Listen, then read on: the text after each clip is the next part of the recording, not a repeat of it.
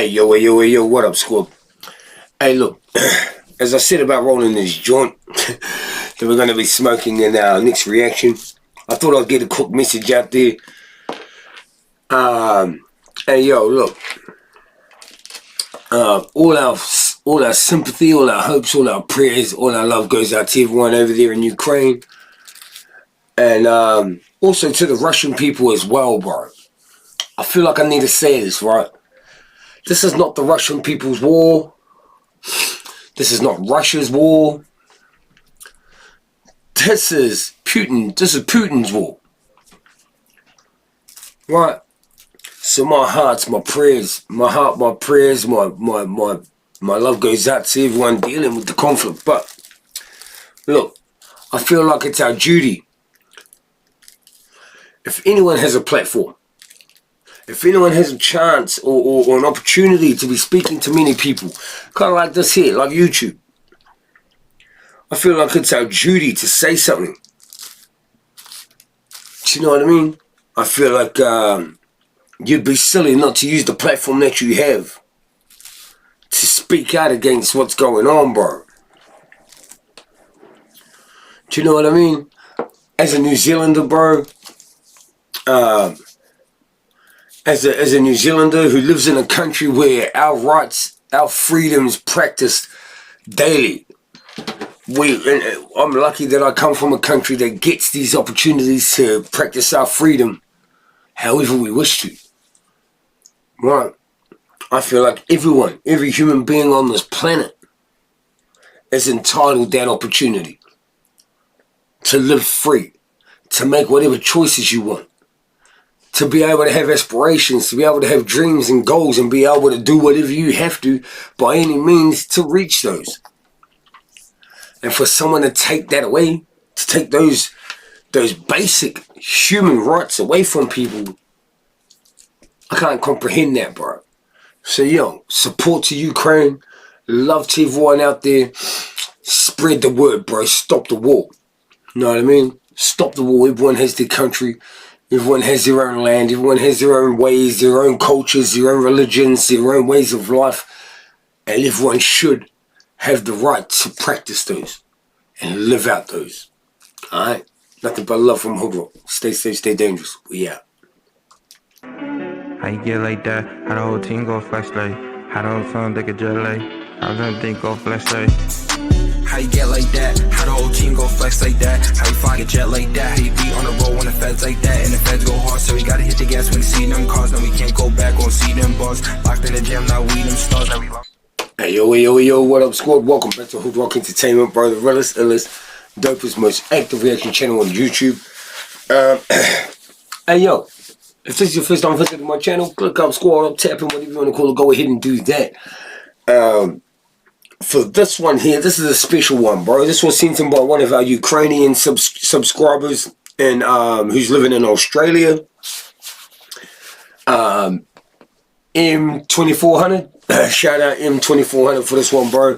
Hey, yo, like I said in the intro to this, my heart, my prayers, my condolences go out to everyone in Ukraine, anyone who had to flee Ukraine, and anyone who has family, friends, or know anyone over there. Alright? So, yo, we're going to get into this. This is a 60-minute special. It's war with Ukraine just the beginning. Or Vladimir Putin's master plan. Alright? So we're going to get into this, bro. I kind of already know what this is, you know, I kind of have an idea what his plan is anyway, but I think, bro, the best way that some of us can help, if we can't actually be there physically or anything like that, or, you know what I mean, we can't help in any other physical way, is to spread the word about it, bro. Educate yourselves about the situation. Do you know what I mean? And let everybody know that what's happening in the Ukraine is wrong. Right? Everyone has the right. And everyone is entitled to practice whatever faith they wish. They have the right to elect whichever leader they want. They have the right to practice freedom. And no matter what country or no matter where the hell you live on this planet. That's your entitlement as a human being. So, yo, let's get into this. I'm going to smoke something for our Ukrainians, you know what I mean?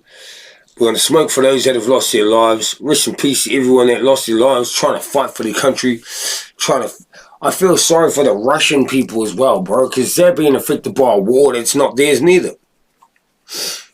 It's not theirs neither, but the sanctions being laid down by the UN and by other countries around the world that are not even part of the UN. They have to lay those down. So, yo, let's get into this, bro. Let's see what Australia's got to say. Let's see what's up. As if war in Ukraine, missile attacks, jet fighters screaming overhead and tanks bullying their way through suburban streets wasn't already terrifying enough, now the world must also accept a sobering truth.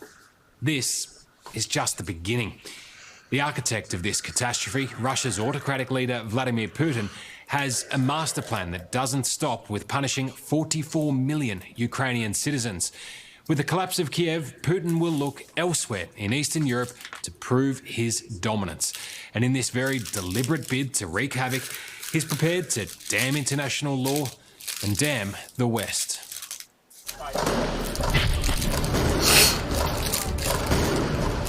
You see?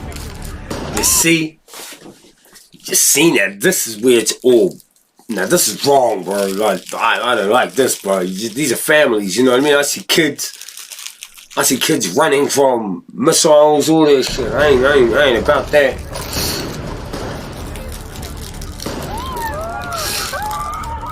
War in Europe was something most people associated with bygone centuries. But facts. Here we are in 2022 with missiles raining down. Oh, that's a missile. Damn. The continent's largest country, Russia, declaring war on the second largest, Ukraine. The operation has been as swift as it has been brutal. Already, hundreds of lives have been lost in this campaign of shock and awe, all because of the expansionist plans of volatile Russian President Vladimir Putin. I think that everybody should be very scared.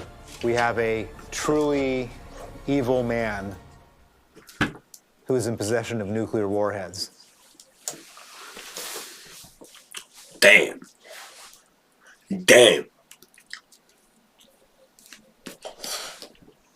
And he's already threatened to use those. Right? I think he did that yesterday. I've got a close eye on this, bro. You gotta remember, 1,200 of our subscribers live in Ukraine. We have more that live in Russia. They probably won't see this. You know what I mean? Because of what's happening with them being shut off from Facebook and all that stuff, but they probably don't want to see this. This is a very, very grave and tense situation. Bill Browder is one of the world's preeminent voices on Russia. That's because he knows firsthand about Putin's disregard for life. You've had personal dealings with Putin. What's he like? Well, I've been in conflict with Vladimir Putin ever since the Russian regime, the Putin regime, murdered my lawyer, Sergei Magnitsky, back in 2009. Oh, shit! I made it my life's mission to get justice for him. And in the process, I created a law called the Magnitsky Act, which imposes asset freezes and visa sanctions on corrupt officials in the Putin regime. Damn! And Putin went out of his mind when this law was passed. I bet he did, bro. You the man, cuz. No, you the man, bro. Putin went out of his mind when this law was passed. And he started chasing me around the world, trying to have me arrested wherever I went, so I could be sent back to Russia and killed, like my lawyer, Sergei Magnitsky. How would you describe? Bro, what? Describe Vladimir Putin's psychological mindset. So the culture in Russia, in Russian government, in Russian politics, is probably most similar to the culture of prison yard. Oh, You shit. can't show any sign of weakness. You can't back down. There's no negotiating. It's win-lose. You know, the strong take the weak. And in Putin's mind, he's got to prove that he's strong. He's got to prove that he's the best, the strongest, the worst, the most vicious, because anything less than that, and he feels like he'll get taken down. Damn. The world has watched on in horror this last Yeah, we have. week as Russia Yeah, we flexed have. all of its military muscle in Ukraine. But Bill believes, unfortunately, this is only the beginning of a larger campaign that'll see Putin turn his attention to gaining influence in other countries that used to make up part of the Soviet Union. I'm sure they're on Putin's radar, and the potential dangers that we face now and going forward are incalculable. And I believe that Putin will just try to challenge and see whether the West, whether the members of NATO are all going to band together, all for one and one for all, to protect Estonia or Lithuania. And I think Putin is banking on the idea that we won't. Oh, bro. And, He's going to get a big shock. He's going to get a big shock. Dude, look at how hard he's finding it to take Kiev. He was expecting this to be over in 3 or 4 days. Bro, look at what's happening, bro. Look at the Ukraine army. Look at how long they're holding these dudes back without even the British, without British troops or without American troops. They're doing this, you know what I mean? Come on. that's the big challenge. There may be a moment in the not too distant future when the United States is at war with Russia. You make it sound like Ukraine is almost just a stepping stone in terms of a larger plot here for Putin. I'm certain it is. Now, it may not happen in the next week or two. This could be a process that plays out over the next year or two. But I don't see in any way that Ukraine is where Vladimir Putin stops. It's the beginning of a new chapter, and alas, one that will be very dangerous and very unstable. Michael Kimmage is a former diplomat who used to look after the Russia-Ukraine portfolio for the US State Department. He's now a professor of Russian history at the Catholic University of America, and he's worried about what the next chapter will be. Can you give me the best case and the worst case scenario of how all of this plays out? Well, the worst case scenario is that the war is not contained to the territory of Ukraine. Facts. I was going to say that. I was just about to say that. A worst case scenario would be World War II, World War I all over again. You know what I mean? That would probably be a worst case scenario. The best case scenario is that it ends with Ukraine. You know, with either Ukraine winning or with Russia winning and ultimately losing to NATO. You know what I'm saying? Begins as Ukrainian war, because he ain't gonna get past Ukraine. This is what I'm thinking, right? Even if he does win his little war in Ukraine, I think that it's gonna end up stopping there, because that's when NATO will send its forces. Definitely will send its forces, and he won't be facing Ukraine no more. He'll be facing British or NATO armed forces. Pretty much. United Armed Forces. European war. If you want to entertain worst case scenarios, you could go back and look at World War I and World War II. Boom. And think of them as wars about Ukraine, which to a degree both of them are. Ukraine is pivotal to both of those wars. Its territory, where it fits in various alliance structures. So it's not inconceivable that a kind of World War I type scenario could flow from this. That, I think, is clearly the worst case scenario. Yeah, same. That's what I The best case scenario is that the fighting ends quickly. But even that is not a very good scenario, because that involves either the dismemberment or the Russian domination of Ukraine. So the best case scenario is still pretty bad. Looking at things from the perspective of the United States, it's very bad, because peace, if it's to be achieved at the moment, will have to be achieved on Russian terms. None of us wants to see this become a wider war. Hell no. But how do you sort of accept that and just move on? I think that's exceptionally difficult. The West is kind of, damned if you do, damned if you don't here, because either, on the one hand, they let Russia take Ukraine without anyone stepping in to stop them. We ain't gonna let that happen. Nah, you can't let that happen. That would mean that you're allowing for other superpowers in the world, like China, with this situation with Taiwan right there, with other big countries that have ambitions on their smaller neighbours, that would show these countries that they can move forward with their attacks or move forward with their invasions and no one's going to do shit. You know what I mean? That's all that'll do, bro. That ain't helping nobody. You know what I'm saying? But on the other hand, do we want to be going to war with Russia? I don't think anyone wants to go to war with Russia. Yeah. We're not the ones declaring war on Russia. Russia is declaring war on us. Facts. They're starting by declaring war on Ukraine. And Bang. if they get to Lithuania or Estonia, they'll be declaring war on America, the United Kingdom, Canada, and various other members of NATO. That's what I see. That's what I see. Truly That's exactly what situation. I see. This wasn't a fight that we've picked, but he's picked the fight. Someone with that kind of mindset has their finger on. That dude's bang on, right? Then no one picked no fight with Putin, bro. Everyone was chilling. As far as I remember, 4 days ago, everyone was kicking it. I was doing a live stream. We were talking to someone on from Ukraine on our live stream. You know what I mean? This was maybe about 7-8 days ago, and everyone was chilling. So I don't know. You know what I mean? On the nuclear he picked the fight, bro. I'm absolutely terrified every day with that thought. So Vladimir Putin is so immoral and so tactical that if he felt like using a nuclear weapon to retain his power or to defeat an enemy was something that he needed to do, he would do it. Let him do it. Call his bluff. Call his bluff. What are you going to do? Are you just going to not? Because at the end of the day, if he says, I'm going to let him some nuclear warheads, and you say, oh, shit. Oh, well, we'll just let him have Ukraine. Then he's going to say, I want Lithuania. And if you step in, I'm going to let some nuclear warheads off. And then I want to take Sweden. And then I want to take Finland. And if you don't like that, I'll just let off some nuclear warheads. What are you going to do about it? You know what I'm saying? You can't fall for that shit. He's effectively a mafia boss with nuclear weapons. Damn.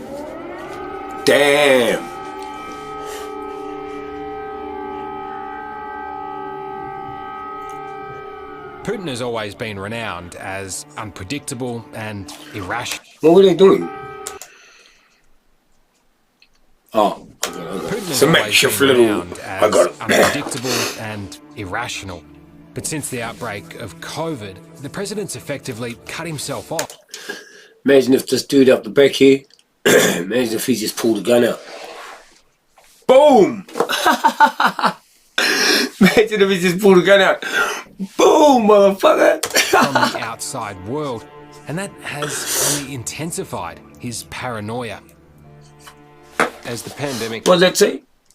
The president's effectively cut himself off from the outside world, and that has since the pandemic, right? His paranoia. As the pandemic changed Putin's mindset? You know, there are a lot of rumors to this effect. Apparently, he has had a bad pandemic. You see his anxiety about meeting with foreign leaders and the distance and the big tables, Damn, and all of that. You see an intensification of those conspiracy theories of a paranoid read of the outside world. You see that intensifying in the last couple of years, and the pandemic may well be a contributing factor to that. While Russia doesn't pose any immediate threat in our region, China most certainly does. Didn't I just say this? Bill Browder cautions that the way the West responds to Russia will actually play a pivotal role in deciding the next geopolitical moves in the Pacific. Bang! China and Taiwan. What does all of this mean for Australia, do you think? China and Taiwan. Well, Australia is part of the civilized world. It's part of the community of democracies. Yes, we are. And I'm not in Australia, I'm in New Zealand. But we share the same interests, we share the same, the same thoughts on most things in the world. You know what I mean? We're real close, New Zealand and Australia. We're pairing off against the autocracies. And it's not just Russia. China as well. China has come to Russia's aid and defense in this whole thing. And you may not be very close to Russia physically, but you're close to China. And as we deal with these non-democratic countries, all the democratic countries have to stick together. Because without sticking together, we're going to get picked off and destroyed by these countries like Russia and China. How much do you think China is watching how this is playing out in Ukraine and almost taking notes in terms of what they might do when it comes to Taiwan? I think they're watching with an eagle eye the whole situation in Ukraine because Taiwan is an exactly comparable situation. And this is almost a dress rehearsal for what they have cooking up for Taiwan. All facts. In a week where it's been hard to find positives, Bill wants us to remember that for decades, the West's worldview has prevailed in the face of threats from aggressive dictators. He believes while President Putin might like to portray a tough guy image, much of it is bluff. And I was going to say this, bro. I was about to say that we have proven time and time again, bro, that whenever someone like this steps up, we always prevail, bro. Right? We always prevail, bro. The world comes out on the other side, bro. Right? And we've been proving it. World War I, World War II, Iraq, Afghanistan, all the shit. Cold War. What happened 8 years ago over in Ukraine, you know what I mean? We always prevail, bro. And bluster. And in the face of this latest belligerence, we must continue to stand up for what is right. Having personally been in conflict with Vladimir Putin, the one thing I can say is that he's not all-powerful. We found all sorts of weaknesses and holes, and there's lots of different ways that we can thwart him, disrupt him, and fight him. And so as terrible and as maniacal as he wants us to think he is playing poker with a pair of twos, and we have a full house, and we just need to use it properly. I like that. He's playing poker with a pair of twos, bro. We playing with a full house. A pair of twos. He is playing poker with a pair of twos, and we have a full house, and we just need to use it properly. Facts. Hello, I'm Tom Steinford. Thanks for watching 60 Minutes. So, bro, that was interesting. That was interesting, bro. And I feel like, I mean, I already knew a lot of that, right? I already knew a lot of that. But it's always good to keep up with what's going on and, you know, to fill those little gaps that you might not know about. And for anyone else that sort of didn't really, I mean, because it's all over our news, how can you not know what's happening? But hopefully this gave you a little bit more insight to this dude. And just like these guys, bro, I believe that he's got bigger ambitions, you know what I mean? That's just, you know. But, hey, everyone over there in Ukraine, like I said at the start, bro, I send my love, my prayers. And I hope that, you know, I hope that he's come through this, bro. I'm pretty sure that we will still have Ukraine at the end of all this, alright? Hey, yo, man, thanks for tapping in, bro. HOODROK Entertainment, alright? Stay safe, stay dangerous. We out. Peace.